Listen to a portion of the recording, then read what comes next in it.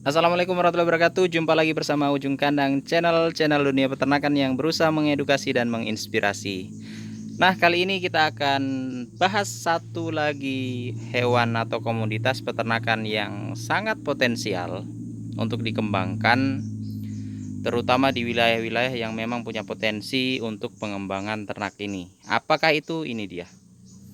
Nih, ini dia adalah hewan ternaknya. Tidak terlalu kelihatan ya? Ini adalah lebah trigona atau biasa disebut dengan lebah kelanceng, atau mungkin di tempat sobat semua ada nama lainnya.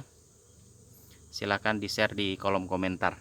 Nah, jenis lebah ini lebah yang tidak menyengat ya, jadi ukurannya juga lebih cenderung lebih kecil dibandingkan dengan jenis lebah penghasil madu yang lainnya.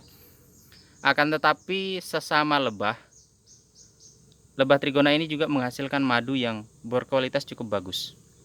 Dan biasanya harganya untuk madu trigona itu sendiri lebih mahal dibandingkan dengan madu dari jenis lebah yang lainnya atau lebah madu pada umumnya.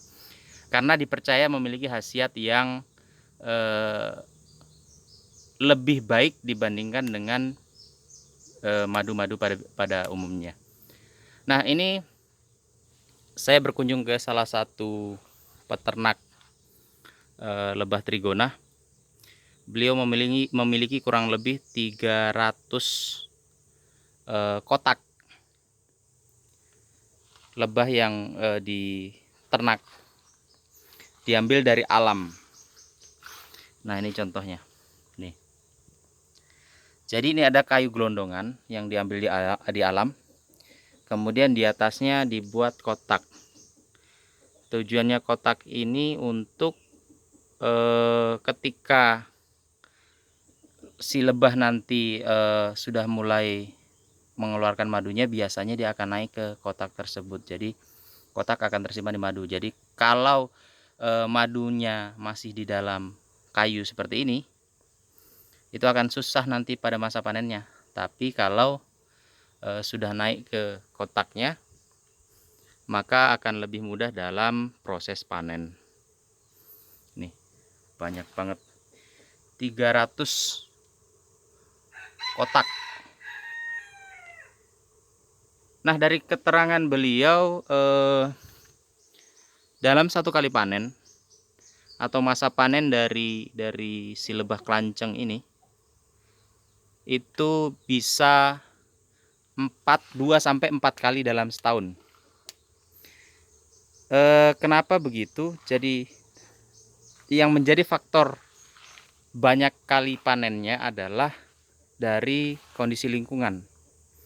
Kalau musim buah atau musim bunga, maka si lebah ini menghasilkan madu lebih cepat dan lebih banyak. Makanya bisa panen bisa sampai 4 kali dalam satu tahun. Sedangkan kalau musim-musim cuaca kurang bagus atau lingkungan kurang bagus, itu panen hanya bisa 2 kali dalam setahun. Karena lebah ini mengandalkan bunga di alam. Mengandalkan bunga di alam sehingga susah buat dipaksa untuk menghasilkan madu kalau memang kondisi alam yang tidak mendukung. Nah, dari keterangan bapak yang beternak lebah kelanceng ini, dari satu kotak itu bisa menghasilkan sampai dengan 2 botol sirup ABC madu.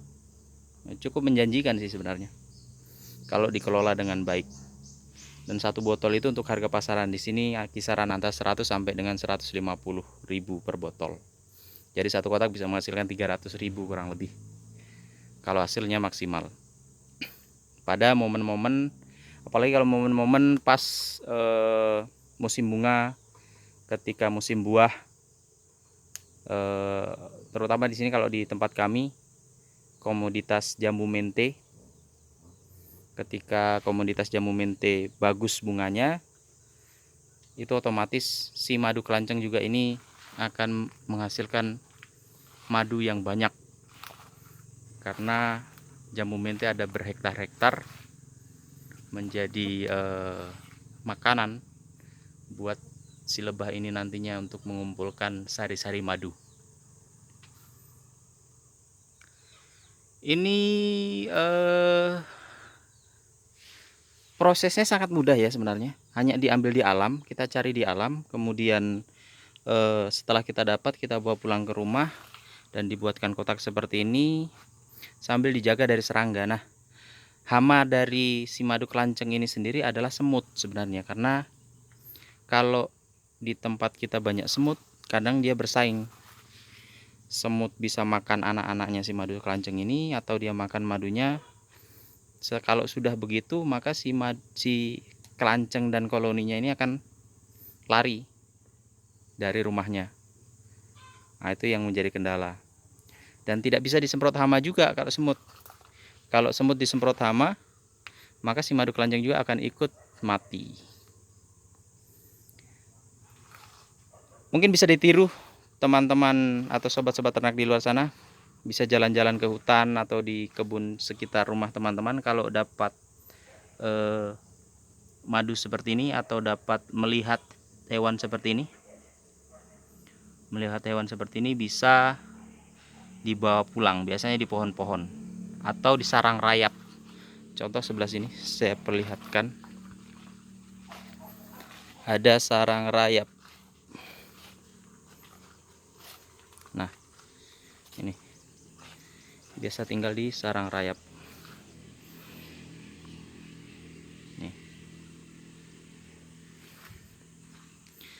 Untuk rasa madu kelanceng ini sendiri berbeda dengan madu pada umumnya. Kalau madu biasanya itu manis, kalau ini cenderung kecut-kecut, sedikit pahit. Tapi khasiatnya jangan diragukan, bahkan dipercaya lebih baik dibandingkan dengan madu biasanya. Oke, sekian barangkali video kita kali ini. Kalau misalkan ada yang butuh video lanjutan atau informasi lanjutan, silakan tulis di kolom komentar untuk jadi bahan evaluasi kami, dan juga untuk konten-konten selanjutnya. Barangkali teman-teman ingin di-share konten apa, boleh nanti kita share, atau butuh untuk wawancara dengan peternaknya, nanti kita buatkan videonya kalau memang berminat. Sekian saja barangkali, semoga menjadi inspirasi dan edukasi buat teman-teman semua. Semoga bermanfaat. Salam cinta dari kami, salam cinta dari ujung kandang. Assalamualaikum warahmatullahi wabarakatuh.